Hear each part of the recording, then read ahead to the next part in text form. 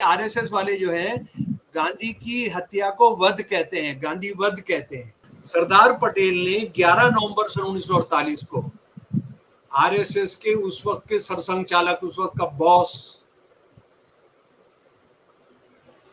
को जो खत लिखा, जरा उसको मैं पढ़कर सुना रहा हूं, अंग्रेजी से हिंदी अनुवाद मैंने किया है।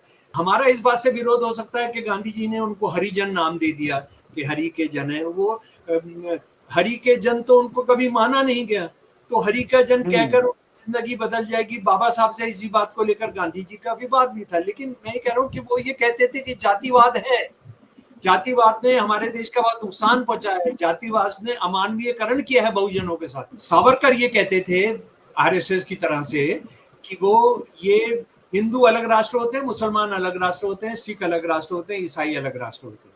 यानी वो इतनी बेवकूफी की बात कर रहे हैं।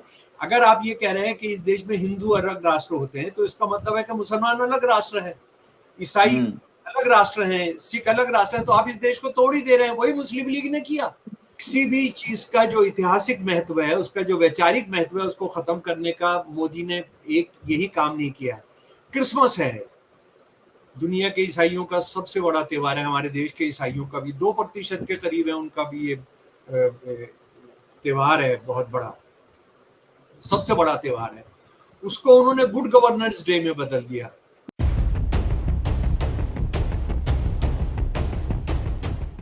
रघुपति राघव राजा राम, पतित पावन सीताराम। राम सबके अपने अपने हुए, कुछ वामपंथ के भी राम हुए, कुछ दक्षिण पंथ के भी राम हुए। गांधी के राम कैसे थे और गांधी के आज के वर्तमान दौर में गांधी की जो विचारधारा है वो कितनी जरूरी है, कितना प्रासंगिक है, इसके साथ साथ ये भी बात करेंगे कि गांधी को लेकर सावरकर के क्या विचार थे, गांधी को लेकर गोडसे के क्या विचार हैं। आज के दौर में कुछ लोग ऐसे भी हैं जो गांधी के हत्यारे गोडसे को पूछते हैं, उनको प्रासंगिक बताते हैं। आज गांधी जयंती के अवसर पर उस तमाम परिप्रेक्ष्यों पर बातचीत की जाएगी, जिसमें ये पता चलेगा कि हम कहाँ थे, कहाँ पहुंच गए, वाम पंथ से दक्षिण पंथ, सेंटर टू लेफ्ट, तमाम जो आजादी के बाद जो केंद्र बना भारत का, सत्ता के केंद्र बने, उसमें जो उठापटक हुई, उस परिदृश्य में जो अभी कुछ दिन पहले मोदी जी इस पर भी बोल रहे थे कि फिल्मों के जरिए ही गांधी को दुनिया जान सकी, विस्तार से चर्चा करेंगे पॉलिटिकल एनालिस्ट शमसुल इस्लाम साहब से। इसके साथ साथ ये भी हम बात करेंगे, शमसुल इस्लाम साहब जो है आरएसएस के को रग से पहचानते हैं और ये वही दावा करते हैं कि आरएसएस के पास भी उतने दस्तावेज नहीं होंगे जितने उन्होंने अपने लाइब्रेरी में संग्रहित करके रखे। तो चलते हैं सीधे उनसे ही जानते हैं उनकी स्मृतियों में क्या है, वो गांधी को किस रूप में देखते हैं, सावरकर को किस रूप में देखते हैं, गोडसे को किस रूप में देखते हैं और वर्तमान परिस्थितियों को किस रूप में देखते हैं। नमस्कार सर। जी जी, इनकलाब जिंदाबाद, जय भीम। जय भीम सर। गांधी जी के जन्मदिन पर आपको बधाई, सारे सुनने वालों को बधाई। और ये सिर्फ एक मैं बताना चाहता हूँ, आपने कहा कि मैं दावा करता हूँ कि मेरे पास आरएसएस के जी।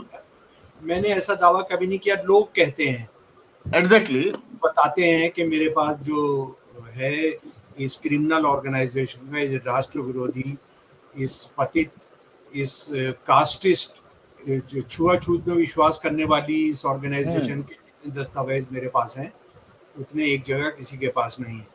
तो ये मेरी ओर से भूल सुधार के लिए बहुत बहुत धन्यवाद सर। जी जी जी।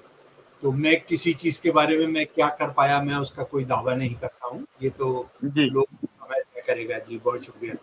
और आपने इसको, इस चर्चा को रखने का तय किया 2 अक्टूबर को, ये बहुत अहम फैसला, बहुत इम्पोर्टेंट फैसला आपने लिया। और आपने फिर गांधी और सावरकर की बात की, आपने गांधी और गोडसे की बात की, और ये इसलिए भी कि गांधी को मोदी जी मतलब वो तो उनका जो ज्ञान है, वो जिस तरह की डिग्रियां उन्होंने जहाँ से ली हैं उन सब्जेक्ट की जिसमें पढ़ाया नहीं जाता, तो उन्होंने कहा कि वो एक कोई अंग्रेजी फिल्म है जिसके बाद गांधी जी को दुनिया ने जाना और हमारे देश ने जाना।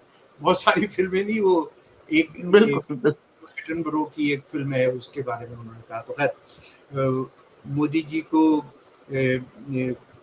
पर गांधी जी के चर्चा में उनको लाना, मुझे लग रहा है कि गांधी जी की बहुत बहुत बेइज्जती करना होगा। तो खैर मैं ये बताना चाहता हूं कि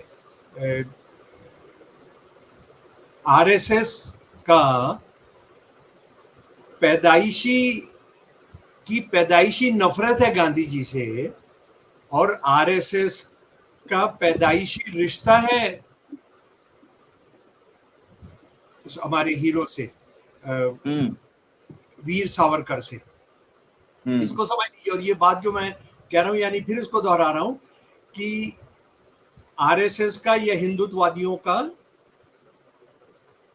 पैदाइशी दुश्मनी है गांधी जी से और पैदाइशी रिश्ता है सावरकर का। उसका मैं एक सबूत दे रहा हूं आप आरएसएस के दस्तावेजों से ही। देखिए, सन 1925 तक आरएसएस के संस्थापक हेडगेवार जो थे, डॉक्टर हेडगेवार, वो कांग्रेस में थे, कांग्रेस के बड़े लीडर थे, सेक्रेटरी थे सेंट्रल प्रोविंस कांग्रेस के। और सन 1925 के अंदर उनकी भेंट होती है सावरकर के साथ। सावरकर जेल से बाहर आ चुके हैं और उन्होंने ये प्रतिज्ञा, एक माफीनामा लिख कर दिया था, मैं कभी भी राजनीति नहीं करूंगा, लेकिन वो बाकायदा राजनीति कर रहे हैं, हिंदुत्ववादी राजनीति कर रहे हैं। वो हिंदुत्व किताब लिख चुके हैं सन 1923 में। तो वो इनसे मुलाकात होती है, हेडगेवार और सावरकर की मुलाकात होती है। कुछ और ब्राह्मण हैं, महाराष्ट्र के ब्राह्मण हैं, तेलुगु इलाके से, आंध्र प्रदेश उस वक्त हुआ करता था, उस इलाके से ब्राह्मण, उनके साथ मिलकर। लेकिन सबसे ज्यादा हेडगेवार को प्रभावित करते हैं सावरकर, और सावरकर के मशवरे पर वो आरएसएस बनाने का तय करते हैं। और कांग्रेस से क्यों अलग होते हैं उसके बारे में मैं, आरएसएस ने जो जीवनियां छापी हैं हेडगेवार की, उसमें से मैं आपको बताना चाहता हूं। उन्होंने कहा कि मैं कांग्रेस से इसलिए अलग हुआ क्योंकि गांधी जो थे वो हिंदू मुसलमान एकता की बात करते थे, नंबर 1 बात। नंबर 2 बात, वो ये कहते थे कि ये हिंदुओं का देश नहीं है, इसमें सारे धर्मों के लोग मिलकर रहते हैं, सारे जातियों के लोग मिलकर रहते हैं। तो मेरा झगड़ा गांधी से ये हुआ और कांग्रेस से ये हुआ कि ये देश सिर्फ हिंदुओं का है, इसमें मुसलमान, हिंदू, सिख मिलकर राष्ट्र नहीं बनाते। तो अब आप समझ लीजिए कि कैसे पैदाइशी नफरत है गांधी से और कैसे पैदाइशी दोस्ती है, रिश्ता है सावरकर से।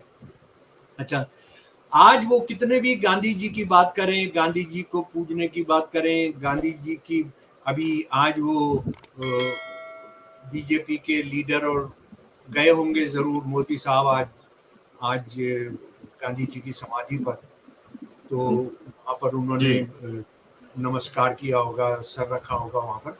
लेकिन वो गांधी जी से कितनी नफरत करते हैं आरएसएस वाले और ये मोदी जी खुद, कि उन्होंने गांधी जी का जो जन्म दिवस है उसको स्वच्छता दिवस में बदल दिया। एग्जैक्टली, मैं इसी सवाल पर आ रहा था सर जी, कि केवल जो है सिंबॉलिकली गांधी को एडॉप्ट करना है, लेकिन उनके विचारों को, उनकी चीजों को आरएसएस का उससे कोई दूर दूर तक वास्ता नहीं है।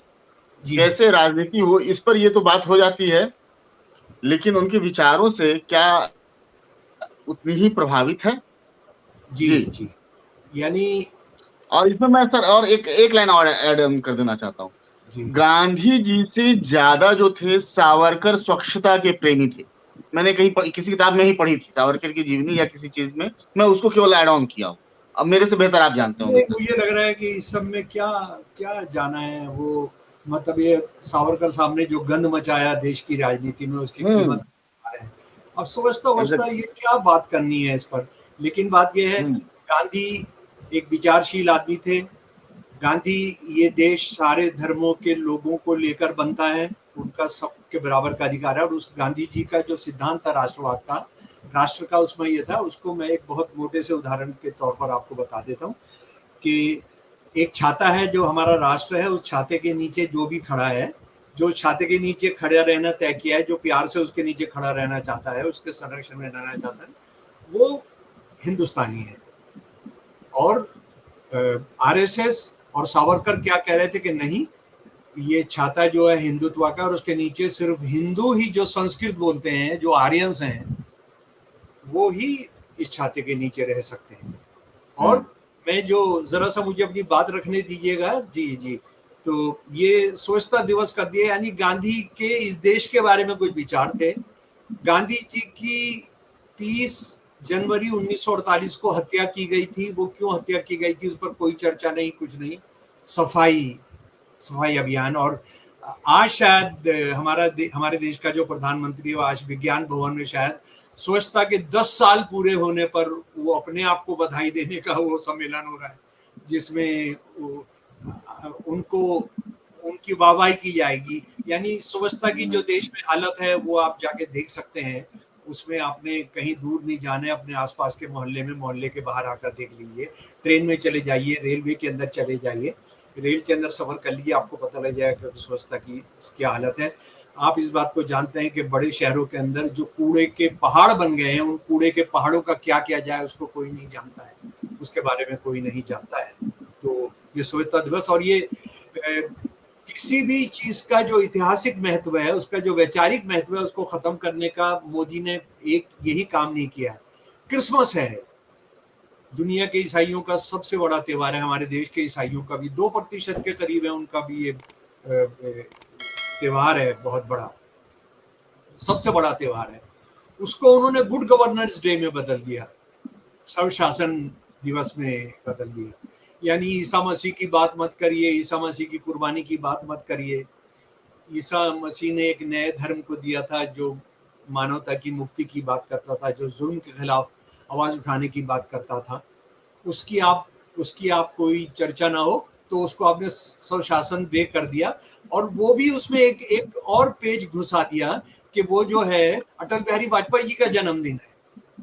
यानी अटल बिहारी वाजपेयी जी का जो जन्मदिन है वो क्रिसमस में ईसा मसीह के जन्मदिन से भी बड़ा महत्व रखता है, इसलिए किया। तो ये पूरा जो भी हिंदुत्व के बाहर की जो विरासत है उसको खत्म करना चाहते हैं, उसकी जगह वो कुछ और लाकर खड़ा कर देना चाहते हैं। तो इसको हमको बहुत सही तरीके से समझना चाहिए अमर भाई। अच्छा, और ये मैं आपको बताना चाहता हूँ कि बुनियादी तौर पर, मोटे तौर पर क्या अंतर है सावरकर और गांधी जी में। बहुत सारे, मैं आज के उदाहरण बाद में करूंगा, लेकिन ये समझ लीजिए, गांधी जी ये मानते थे कि देश जो है, जो भारत राष्ट्र है, हिंदुस्तान की जो कौम है, वो सारे धर्मों को लेकर, बहुत सारे धर्मों को लेकर, बहुत सारी भाषाओं को लेकर बनती है। हाँ, जो भी इस देश में रहने का तय किए हुए, इस देश की जो एक विचारात्मक, एक साझी संस्कृति है, साझी विरासत है, उसको मानते हैं, वो इस देश को रह सकते हैं। सावरकर ये कहते थे आरएसएस की तरह से कि ये हिंदू अलग राष्ट्र होते हैं, मुसलमान अलग राष्ट्र होते हैं, सिख अलग राष्ट्र होते हैं, ईसाई अलग राष्ट्र होते हैं। यानी वो इतनी बेवकूफ़ी की बात कर रहे हैं। अगर आप ये कह रहे हैं कि इस देश में हिंदू अलग राष्ट्र होते हैं, तो इसका मतलब है कि मुसलमान अलग राष्ट्र है, ईसाई अलग राष्ट्र हैं, सिख अलग राष्ट्र हैं। तो आप इस देश को तोड़ ही दे रहे हैं। वही मुस्लिम लीग ने किया। मुस्लिम लीग ने सावरकर से ही ये उधार लिया कि मुसलमान अलग कौम है। समझ लीजिए इस बात को अच्छी तरह से। सन 1937 में सावरकर ने कह दिया अहमदाबाद के अधिवेशन में, वहां के अध्यक्षीय भाषण हिंदू महासभा को देते हुए, कि हमारा जो देश जो है वो कई राष्ट्रों की लड़ते हुए सीन हमारे सामने रखता है। ये हमारा एक लड़ी में पिरोया हुआ देश नहीं है। हिंदू और मुसलमान दो एक दूसरे से लड़ते हुए झगड़ालू राष्ट्र हैं। तो उन्होंने इस बात को तोड़ दिया। दूसरी बात, गांधी जी के साथ हमारा कितना भी विरोध हो, लेकिन गांधी जी इस बात को मानते थे कि जातिवाद ने इस देश का बहुत नुकसान किया है। जातिवाद ने बहुत नुकसान किया है, अनटचेबिलिटी ने, छुआछूत ने बहुत नुकसान किया है। हमने इंसानों को इंसान नहीं माना, उनको जानवर के बराबर के अधिकार भी नहीं दिए। जो हम जानते हैं कि मनु जो है हिंदू औरत को, और जो बहुजन हैं, जो शूद्र हैं, उनको इंसान तो छोड़िए, जानवरों के बराबर का भी अधिकार नहीं देता है। जिसको आरएसएस और सावरकर, जिसको भारत का संविधान बनाना चाहते हैं, आज भी भारत का संविधान बनाना उनका पुरानी ख्वाहिश है और आज भी वो उसको बनाना चाहते हैं। तो लेकिन गांधी जी ये कहते थे कि हमने इनकी जिंदगी में सुधार लाना पड़ेगा। और हमारा इस बात से विरोध हो सकता है कि गांधी जी ने उनको हरिजन नाम दे दिया कि हरि के जन है वो। हरि के जन तो उनको कभी माना नहीं गया, तो हरि का जन कहकर जिंदगी बदल जाएगी। बाबा साहब से इसी बात को लेकर गांधी जी का विवाद भी था। लेकिन मैं कह रहा हूँ कि वो ये कहते थे कि जातिवाद है, जातिवाद ने हमारे देश का बहुत नुकसान पहुंचाया है, जातिवाद ने अमानवीयकरण किया है बहुजनों के साथ। ये क्या कहता था आरएसएस की तरह से? सावरकर क्या कहता था? सावरकर कहता था कि ये जो है बिल्कुल जातिवाद नहीं, और जाति जो है वो हिंदू धर्म का मौलिक आधार है। इस बात को आप देखेंगे उनकी जो किताब है हिंदू, मैं इसी का उदाहरण दे रहा हूँ सर। जी जी जी। गांधी और अंबेडकर संवाद में ही एक जगह है, गांधी ने जिक्र किया है, अंबेडकर चाहे मेरी जितने भी भर्त्सना कर लें कम है, क्योंकि उन्होंने वो दंश झेला है जिसे हम सवर्णों ने या हम लोगों ने नहीं देखा है। तो उनकी हर एक बात के लिए जो है मैं ये मानता हूं कि अगर वो मेरे सर पर लाठी भी मारेंगे तो वो भी मेरे लिए कम होगा। वो उनकी उतनी ही इज्जत भी करते थे कहीं। और खास करके इसमें ही बात ये देखा जाए सर, वर्तमान परिप्रेक्ष्य में भी देखा जाए, खास करके अभी के बहुजन और दलित पूना पैक्ट पर अटके रहते हैं। पूना पैक्ट में गांधी और अंबेडकर को एक दूसरे का दुश्मन और धूर विरोधी बताया गया, लेकिन यहीं पर जो है अंबेडकर ने अंडरलाइन किया था चीजों को कि हमें पूना पैक्ट के जरिए सब कुछ तो नहीं लेकिन कुछ अधिकार मिले, उन्हें जो है संजोते हुए आगे बढ़ना है और धीरे धीरे ग्रेजुअली और भी अधिकार की डिमांड करते रहना है। जी हाँ, मैं जरा जो बात कर रहा था उसी को जारी रखूंगा। बात यह है कि गांधी अंबेडकर के अंदर एक मतभेद था, और कभी काफी स्ट्रॉन्ग मतभेद था कि हिंदू धर्म के अंदर सुधार हो सकता है। अब बाबा साहब कहते थे नहीं, आपने इस ब्राह्मणिकल धर्म को खत्म करना होगा।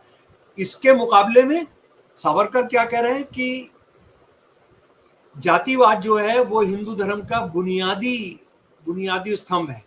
अगर आप जातिवाद को खत्म कर देंगे तो हिंदू धर्म खत्म हो जाएगा। यानी बहुत सारे हमारे बहुजन साथी भी और इंटेलेक्चुअल भी ये नहीं जानते हैं कि जो सावरकर की किताब है हिंदुत्व 1923 में जो लिखी गई, वो ये माना जाता है कि वो मुसलमानों के खिलाफ है, वो मुसलमानों को राष्ट्र का हिस्सा नहीं मानती है, और जर्मन की हिटलर और मुसोलिनी की वो वाहवाही करती है। लेकिन आप उस बात को समझिए, उस किताब का जो बुनियादी थ्रस्ट है, जो बुनियादी बात है वो ये है कि बौद्ध धर्म ने आकर जातिवाद खत्म कर दिया, और जातिवाद के खत्म होने की वजह से इस देश में हिंदू धर्म का ह्रास हुआ।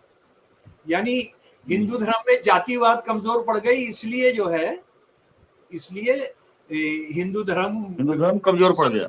हाँ, तो ये एक बंदा है जो हिंदू धर्म और जातिवाद को एक ही मानता है। गांधी है जो कहता है कि जातिवाद ने बहुत खराब किया। हालांकि गांधी ये भी कहते हैं कि हिंदू धर्म के अंदर इसका सुधार किया जा सकता है, और जैसे मैंने बताया बाबा साहब कहते हैं कि वो नहीं हो सकता है। अच्छा, उसके बाद क्या है कि गांधी हिंसा में विश्वास नहीं करते हैं, वो हिंसा में विश्वास करता है। यानी सावरकर किस हद तक हिंसा में विश्वास करता है कि वो शिवाजी की आलोचना कर रहा है सावरकर कि उन्होंने मुसलमान और ईसाई औरतों को रेप नहीं करना, शिवाजी ने रेप नहीं होने दिया। उसके जो शिवाजी की सेना के जो अफसर थे उनमें से कुछ लोगों ने जो मुसलमान बच्चियां पकड़ी गई थी मुसलमान शासकों के परिवार की, या जो वहाँ का ईसाई मिलिट्री जनरल था उसकी जो परिवार के लोग पकड़े गए थे, शिवाजी की सेना के जरिए पकड़े गए थे, उनको बहुत सख्त सजाएं दी थी जिन्होंने रेप करने की कोशिश की थी या रेप किया था। ये कह रहा है कि हमने वो बिल्कुल मुसलमान औरतें या ईसाई औरतें अगर हमारे हाथ में आ जाएं तो हमने उनको रेप करना चाहिए।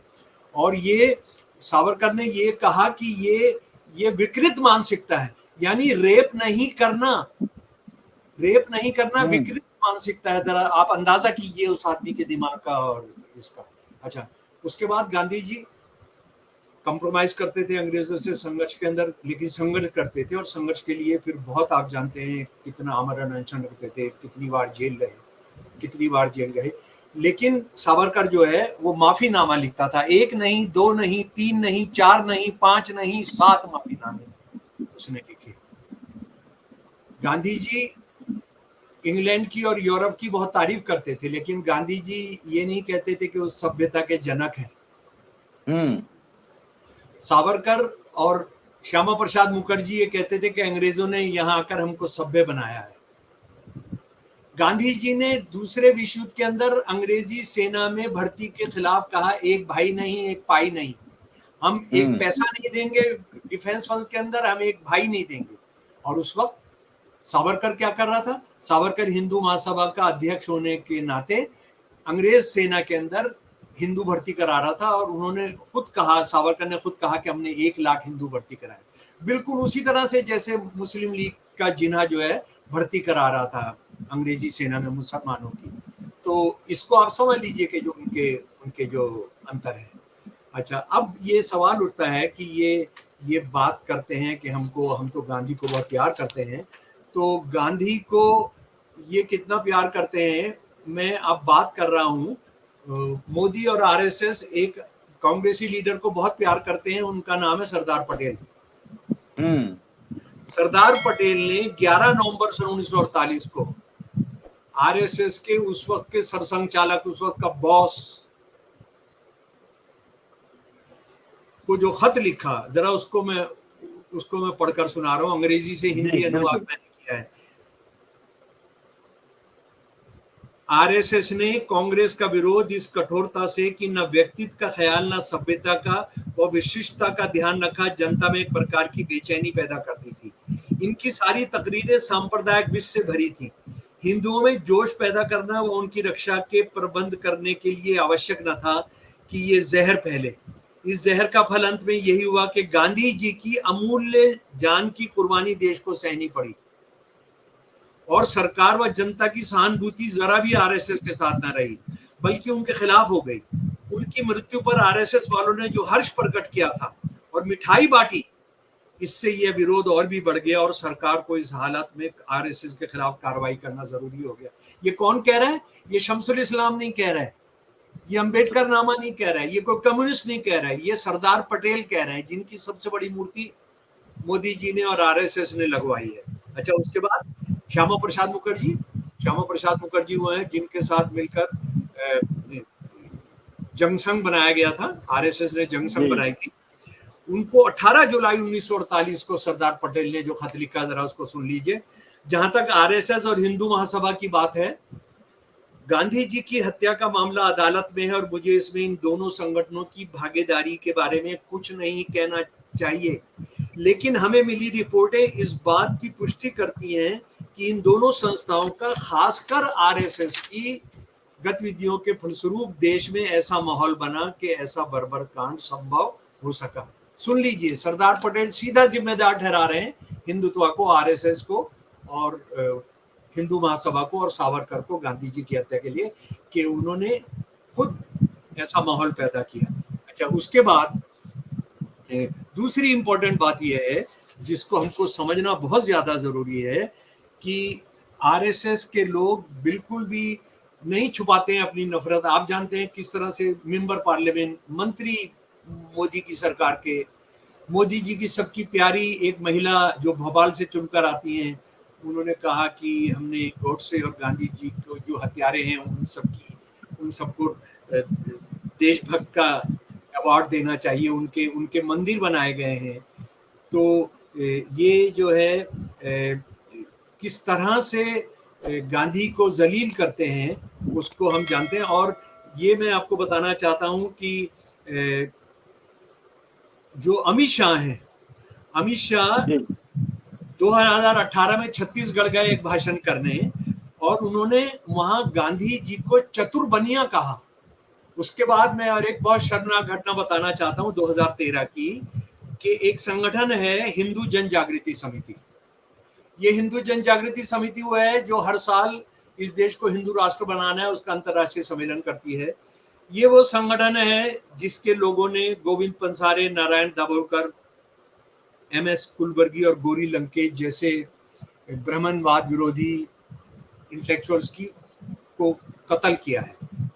इनका 2013 में इन्होंने गोवा में सम्मेलन किया और ये सम्मेलन शुरू हुआ 7 जुलाई को नरेंद्र भाई मोदी जी के शुभ क्या कहते हैं उसको, शुभकामना संदेश से, शुभकामना संदेश। उनको खुद आना था इसको गोवा के अंदर करने के लिए। गोवा में ही कांग्रेस बीजेपी एग्जीक्यूटिव की मीटिंग हो रही थी जहां पर इनको प्रधानमंत्री का कैंडिडेट बनाया गया था बाद में, तो वो उसमें बिजी थे, उनको भेज दिया शुभकामना का संदेश कि आप अपने अपने कार्यक्रम में इस देश को हिंदू राष्ट्र बनाने में सफल हो। लेकिन वहां पर 3 दिन के बाद आरएसएस का एक बड़ा लीडर है, इंटेलेक्चुअल है आंध्रा से, उसका नाम है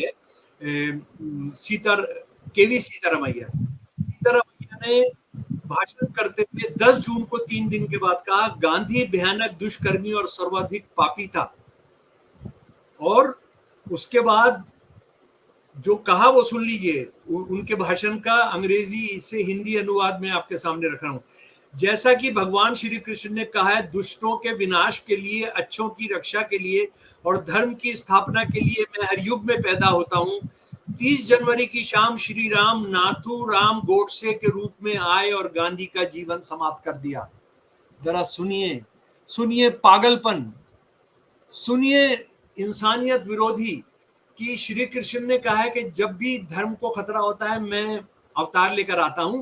तो नाथूराम गोडसे जो थे वो श्री कृष्ण का अवतार लेकर आए और उन्होंने गांधी की हत्या की। इसीलिए आप ये देखेंगे कि आरएसएस वाले जो है गांधी की हत्या को वध कहते हैं, गांधी वध कहते हैं। गांधी जी की हत्या नहीं। वध क्या होता है? वध एक होता है जो भगवानों को कुर्बानी, यानी कुर्बानी का मतलब होता है कि जो आप कोई चढ़ावा चढ़ा रहे हैं। बिल्कुल बिल्कुल। आरएसएस वाले इसको वध कहते हैं। और आप इसको भी अच्छे तरीके से जानते हैं कि जो आरएसएस का या बीजेपी का आईटी प्रकोष्ठ का अध्यक्ष है विक्की मित्तल। विक्की मित्तल ने 3 साल पहले ये चैलेंज किया गांधी जी के जन्मदिन पर या गांधी जी की हत्या वाले दिन कि इस देश में कौन ज्यादा पॉपुलर है। उसकी अगर आपने जानकारी लेनी है तो उसको ये करें कि एक तरफ रख दें कि भाई आप गांधी को पसंद करते हैं या गोडसे के उस पिस्तौल को पसंद करते हैं जिससे गांधी की हत्या की गई थी। तो इसका विक्की मित्तल का ये कहना था कि सीधा का सीधा पिस्तौल जीत जाएगी। ये हो भी सकता है क्योंकि आप देखिए ना, आप एक साधारण सी महिला की तस्वीर रखें और उसको कहें कि आप इसको वोट करेंगे, या ये अर्ध नंगी लड़की की तस्वीर रखें, तो आप क्या सोचते हैं कि किसको ज्यादा वोट मिलेंगे? जिस तरह का माहौल है उसमें यही उम्मीद लगती है कि जो अर्धनंगा लड़की की तस्वीर है उसमें आप हिंसा की बात करेंगे, आप किसी को मारने की बात करेंगे, तो आप लोगों के जो एंटी सोशल उनकी जो फैकल्टी है आप उसका सहारा लेंगे। तो आप गांधी के सामने उसने इसका पिस्तौल रख दिया, गोडसे का पिस्तौल। उसके बाद ये जहां तक गोलवलकर की बात है, खुद गोलवलकर की, अभी तो ये सरदार पटेल का आपने सुना, गोलवलकर ने 6 दिसंबर 1947 को गोवर्धन मथुरा के अंदर एक भाषण किया और ये पुलिस रिपोर्ट के अंदर अभिलेखागार के अंदर है और इसको रिप्रोड्यूस किया है प्रोफेसर गोहा ने, रामचंद्र गोहा ने। उसने कहा कि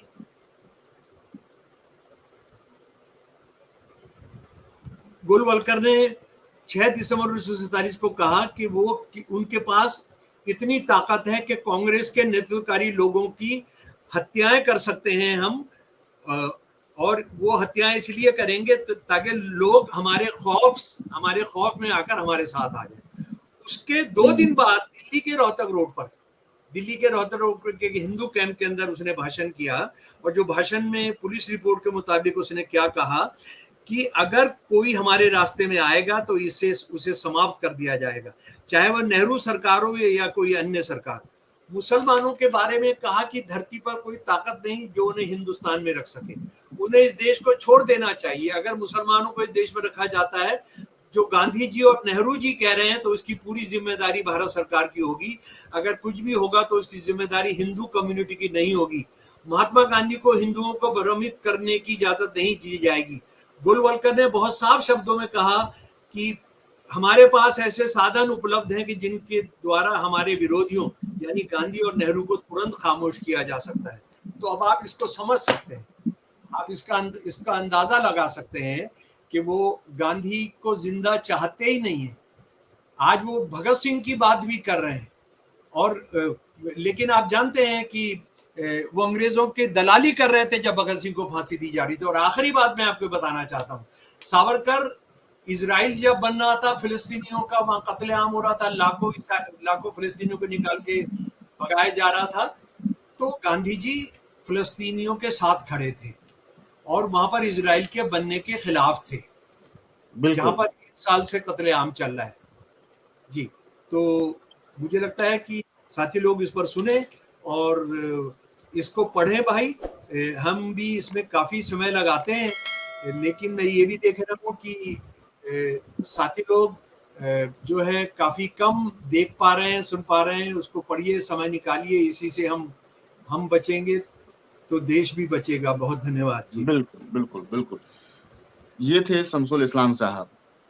गांधी और सावरकर की बात करें तो दोनों 2 ध्रुव थे, एक उत्तरी ध्रुव तो दूसरा दक्षिणी ध्रुव। गांधी जहां प्रगतिशील विचारधारा और जातिवाद को खत्म करने के लिए अपनी लड़ाई लड़ी हिंदुओं के साथ भी, बेशक उन्हें हरिजन कहा, लेकिन बावजूद इसके वो सवर्णों के इस बात से बिल्कुल ही असहमत थे कि दलितों का मंदिर प्रवेश नहीं होना चाहिए। यही वजह थी कि जगन्नाथपुरी में उन पर जानलेवा हमला हुआ। ये हमला जो है केवल जगन्नाथपुरी में ही नहीं, कई और जगहों पर हिंदू संगठनों द्वारा 4-5 जगहों पर। बिल्कुल। वहीं सावरकर जो थे वो दक्षिण ध्रुवीय व्यक्ति थे और वो देश को आगे नहीं 2000 साल पीछे ले जाना चाहते थे, जहां धर्म सत्ता ही कायम हो, और धर्म सत्ता की बुनियाद पर वो देश को लाना चाहते थे। शायद उस दिशा में वर्तमान सिनेरियो को देखा जाए तो वो कुछ हद तक सफल भी हुए हैं, लेकिन इन सब के बावजूद भी ये कहना तो बिल्कुल ही लाजमी होगा, 1-2 नहीं, गांधी की तस्वीर पर हजारों गोलियां मार लो, विचार नहीं मरेंगे, गांधी जिंदा रहेंगे और उनके सीने पर बैठकर मूंग दलते रहेंगे। बहुत बहुत शुक्रिया। देखते रहिए अम्बेडकर नामा हमारे चैनल को लाइक कीजिए, जय शेयर भीम, कीजिए, इंकलाब सब्सक्राइब कीजिए। जिंदाबाद। जय भीम सर।